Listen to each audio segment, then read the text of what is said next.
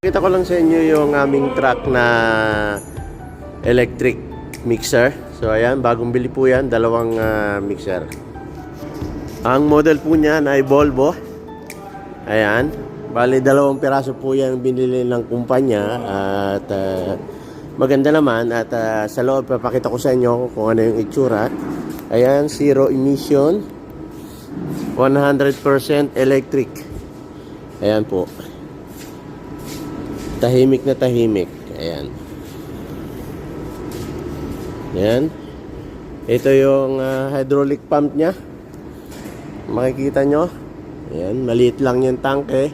Bale, 8 cubic lang yan. Itong mixer na yan. Ayan.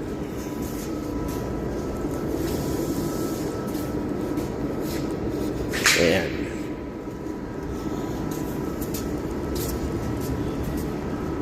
Ayan, so tingnan natin sa loob.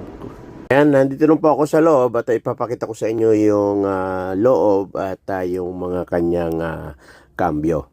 So, ito, yan, Volvo po yan. At ito naman yung kanyang shifting ng forward at reverse.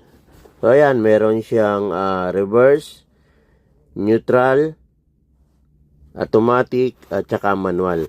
Pero wala po siya. Compare sa mga automatic, meron pong dapat parking. Pero walang parking na nakikita.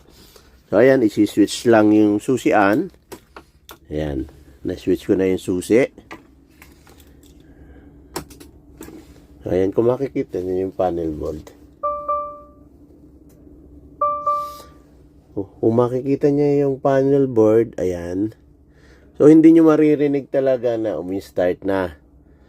Ayan. So, merong nakalagay dito pag nag-cambio N, N2, N1. So, ayan. Ganun lang. So, ayan ang loob. Kung gusto nyo makita, may maliit na LCD. Tapos, yan yung taas. Ayan. May mga cabinet. May higaan.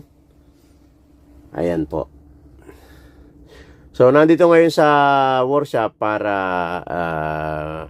monthly check-up naman ng under chassis. Kasi yung mga truck namin ay nakakontrata.